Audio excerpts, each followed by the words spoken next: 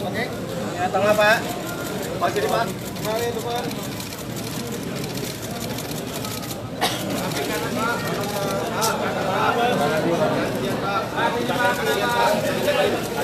Pak. Pak sebelah sini Pak. Pak sebelah sini Pak. Kiri Pak. Kiri lagi Pak. Kiri lagi Pak. Kapit. Pak kiri Pak.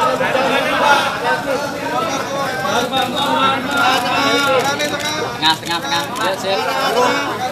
Iya tahu, sama-sama. Woles aja.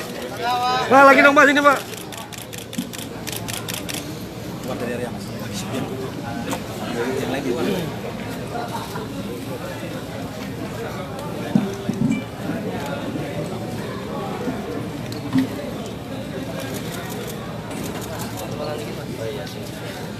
Tes. Sudah? Sudah pulang. Baik teman-teman ya. Pada kesempatan siang hari ini saya ingin menyampaikan apa yang telah dilakukan oleh Direktorat Narkotika Polda Metro Jaya, terutama dari Subdit 1 yang dipimpin oleh AKBP Kalpim dan kemudian ada Kompol Ojak ya. Jadi berawal daripada informasi masyarakat ya, yang masuk ke Direktorat Narkotika Polda Metro Jaya. Itu sekitar bulan Juni ya, yaitu bahwa menginformasikan adanya pengedar narkotika ya, dengan inisial HD ya, HD. Ya tentunya dengan adanya seperti itu dari tim dari Pak Kalpin ya, kemudian melakukan identifikasi atau penyelidikan, mencari siapa ya, HD itu siapa ya, orangnya seperti apa ya, terus kemudian pekerjaannya apa dan sebagainya. Jadi pada tanggal 19 bulan Juli ya, sekitar siang hari itu, jadi kita berhasil membuntuti, artinya membuntuti daripada pengedar atau pelaku inisial HD ini. Ya tentunya setelah melakukan penyelidikan, jadi di daerah Tebet ya, karena kita membuntuti terus ada di daerah Tebet, kita berhasil mengamankan satu orang berinisial HD tersebut. Setelah kita amankan, kita lakukan apa? Interogasi.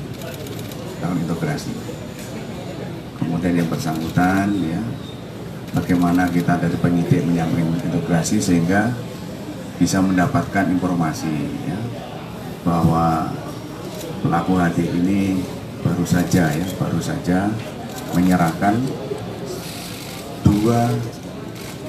sekitar 2 gram ke seseorang ya. Rumahnya ditunjukkan rumahnya. Tapi pada saat interogasi atau mengamankan di salah HD itu kita menemukan ada uang ya, ada uang sekitar 3.700.000 ya, ada 37 lembar. Ini informasinya adalah sebagai hasil penjualan daripada narkotika jenis sabu ya, ini.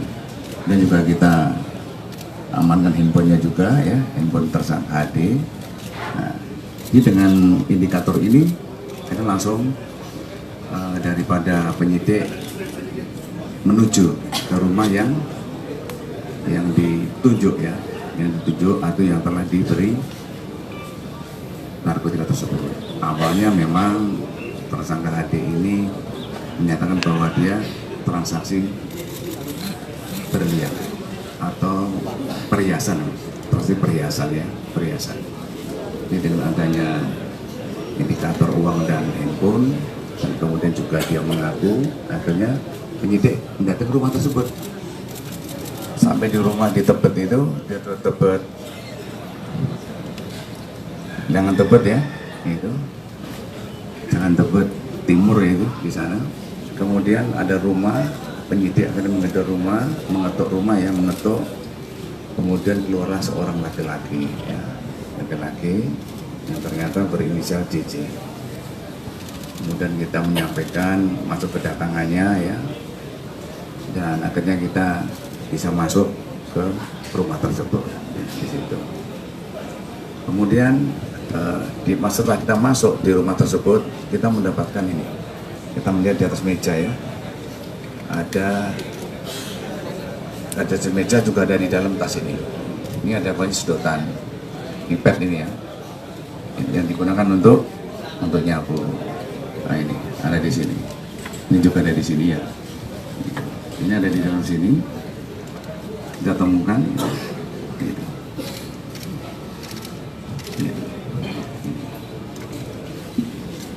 Indikator ini kita menemukan ini. Kemudian ada juga korek api ya. Kemudian juga ada ini pembersih kacanya. Kemudian ada pecahan kacanya ya. Kaca yang untuk nyapu ya. Ini seperti pecah ini kacanya ini itu. Terus kemudian pada saat anggota itu komunikasi dengan Pak JJ itu, suami daripada NN, itu si NN mendengar kalau yang di depan adalah Pak polisi. Kemudian dia sempat menggunting ya, menggunting plastik yang isinya narkotika jenis sabu sebanyak 2 gram yang berasal dari tersangka HD. Ini digunting, terus kemudian dibuang di kloset, ya, dibuang di kloset. Dan memang dari hasil dari 2 gram itu sempat dipakai juga di sana ya. Jadi sempat dibuang di kloset. Kemudian kita melakukan investigasi lagi, ternyata kita juga menemukan barang bukti 0,36 gram. Ini ada di laci ya, di laci. Ini menurut pengakuan daripada tersangka, ini adalah sisa daripada penggunaan atau pembelian sebelumnya, ini sebelumnya itu di sini. Ini. Dan kemudian dari beberapa handphone kemudian yang kita sita, kemudian ada juga narkotika jenis sabu yang kita amankan ini. Ya memang benar itu ya. Setelah kita tersangka, kita bawa ke Polda Metro, kita lakukan pemeriksaan. Dari tersangka NN memang sudah pernah menggunakan narkotika. Nah, zaman itu ektasi ya, mungkin ektasi itu sekitar 20-an tahun yang lalu ya. Karena dia ada di Solo ya, di Solo, kemudian dia ada main suatu kegiatan lawak namanya kegiatan itu, dan dia terpengaruh dengan lingkungannya, karena menggunakan ektasi. Akhirnya dia udah mulai mencoba menggunakan ektasi gitu. Terus kemudian off, tidak menggunakan lagi, dan akhir-akhirnya mulai Maret ini tersangka NN ini mulai lagi menghubungi HD untuk mencarikan barang ya, untuk digunakan. Kenapa dia mencari barang digunakan? Gitu. Karena menurut keterangan daripada tersangka NN adalah karena tuntutan pekerjaan. Artinya dengan kondisi, dengan umur ya, akhirnya dia menggunakan narkotika jenis sabu ini untuk daya tahan tubuh. Dan setiap hari menggunakan tiap hari, dan kemudian karena dia ada main sinetron dan ada kegiatan yang lain gitu di situ.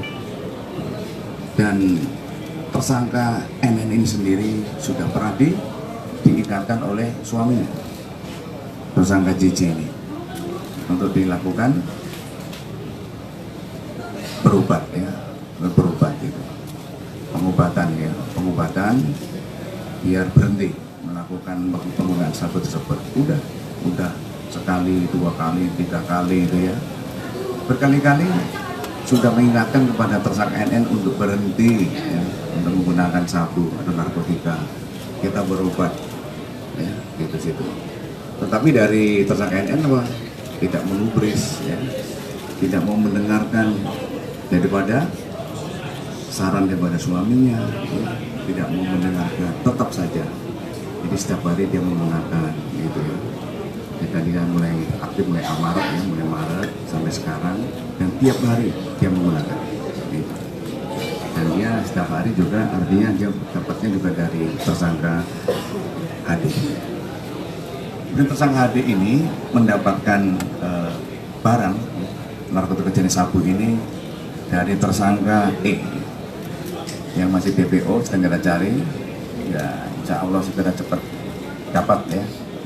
Anggota sudah di lapangan, sudah mengetahui kotanya di mana ya kan, sudah dipersempit ya, sedang bekerja ini dari penyidik untuk mencari daripada tersangka E sebagai DPO ini gitu ya. Terus kemudian untuk tersangka ini, ketika tersangka ini kita kenakan pasal 114 ayat 2, subsidiar pasal 112 ayat 2, dicontohkan pasal 132 ayat 1 Undang-Undang Republik Indonesia nomor 35 tahun 2009 tentang narkotika. Ya.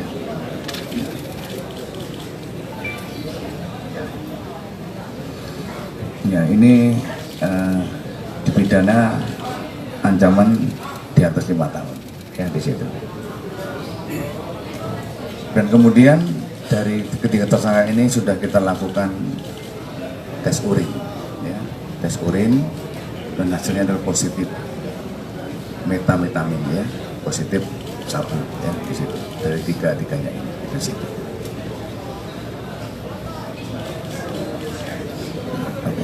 Kemudian mungkin ada tambahan dari Pak Calvin. Baik rekan-rekan, selamat siang. Jadi ada beberapa tambahan yang perlu disampaikan dengan penyampaian Pak Kabid Humas. Yang pertama adalah tim penyidik atau tim dari Direktorat Narkoba Polda Metro Jaya fokus terhadap penindakan, fokus terhadap pengungkapan kasus narkoba, khususnya bandar dan penyalahgunaan narkoba. Kita tidak pernah menyasar, kita tidak pernah menarget profesi-profesi tertentu ataupun oknum-oknum tertentu.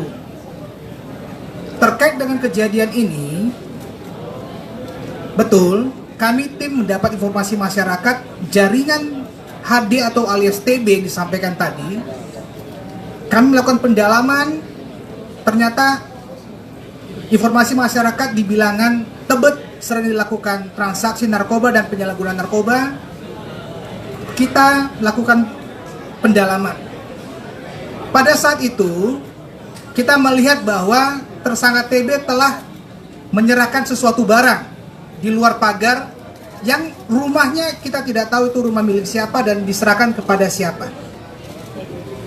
Berangkat dari itu, pada saat selesai transaksi ataupun penyerahan barang itu, kami melakukan pembuntutan terhadap tersangka TB dan kita melakukan penangkapan, penggeledahan. Ditemukan hanya handphone dan uang 3,7 juta rupiah di dalam dompet tersangka TB.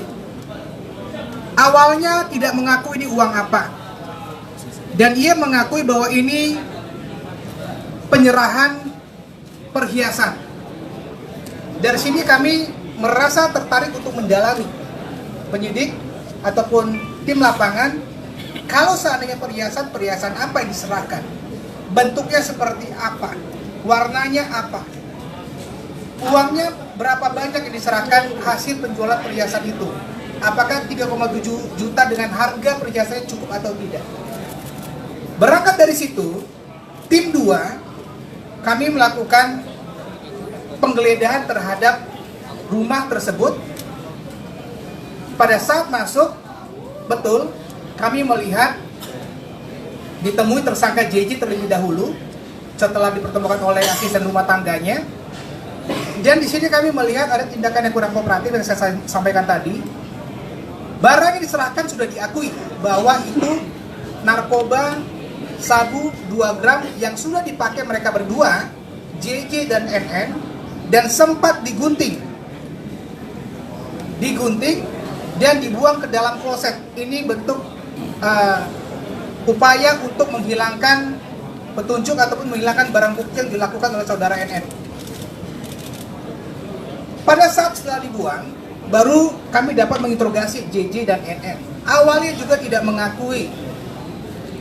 Diakui adalah saya menerima perhiasan, tetapi kita lanjutkan pertanyaan perhiasan apa, harga berapa, itu tidak bisa disampaikan. Pada saat kita melakukan penggeledahan, NN mengakui bahwa baru saja memakai narkoba dan mengakui sudah dibuang ke dalam kloset. Kita geledah, ditemukan barang-barang disebutkan tadi, dan ditemukan pula 0,36 gram sabu. Ya. Itu penekanan dari kita. Jadi sampai saat ini kami masih melihat, mendalami jaringan ataupun skema sindikat TB yang mau kita kembangkan ke DPO tersangka E yang sedang kita cari di daerah Bogor, dan kita mau mengkaitkan pendalaman apakah ada keterlibatan lain terhadap jaringan E, jaringan TB, mungkin juga terhadap NN dan JJ. Ini masih mau kita dalami sampai dengan saat ini. Pengakuan yang JJ dan N mengakuan 20 tahun, 24 tahun yang lalu itu diakui dan sudah kita tuangkan dalam berita acara pemeriksaan. Nanti bisa ditanyakan langsung kepada yang bersangkutan. Saya rasa tambahan dari saya itu. Terima kasih. Baik, terima kasih ya. Jadi mulai hari ini ketika tersangka ini kita lakukan penahanan. Mulai hari ini. Mulai sudah menggunakan pakaian orangnya. Saya kira itu teman-teman ya. Berkaitan dengan keterangan ini, mungkin dari Mbak Nurul ada yang bicara? Dari Pak Kabit. Dari Pak Kabit.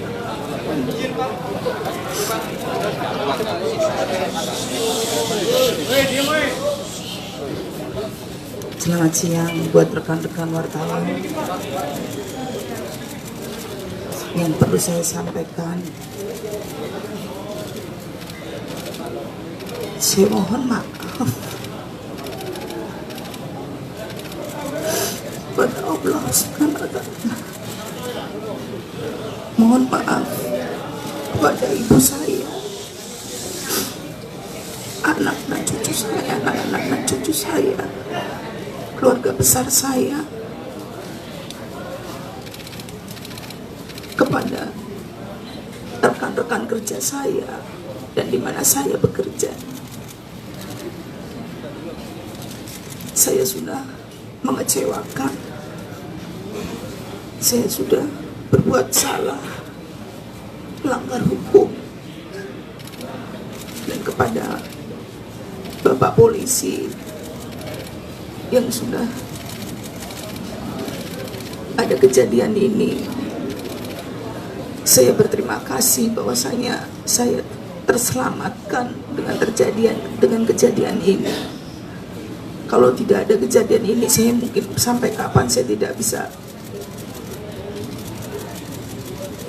Saya nggak ngerti. Dan sekali lagi, saya mohon maaf kepada semua wartawan, mas-mas semua, juga kepada semua fans saya, netizen, dan dengan kejadian ini, sekali lagi saya mohon maaf yang sebesar-besarnya. Saya berjanji saya tidak akan mengulangi lagi. Sekali lagi, mohon maaf.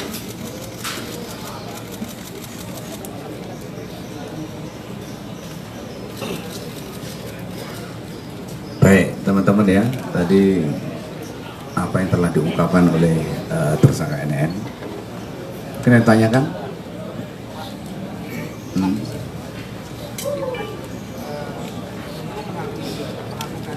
Membuang barang bukti di dalam proses, apakah itu juga masuk misal membuang barang bukti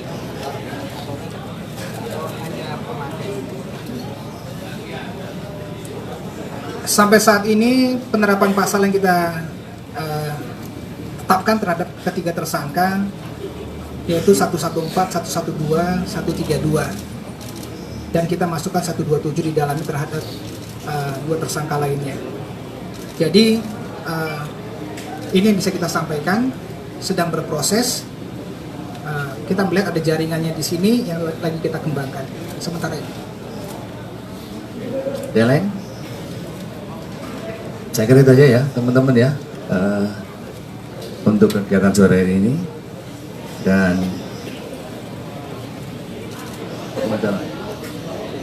Ya, saya juga mohon maaf sama suami saya yang sebetulnya setiap hari dia selalu mengingatkan saya, kapan kamu berhenti ya.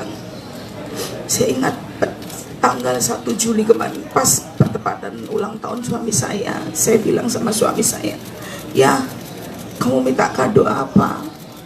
Suami saya cuma bilang, saya minta kado kamu berhenti. Tapi saya ya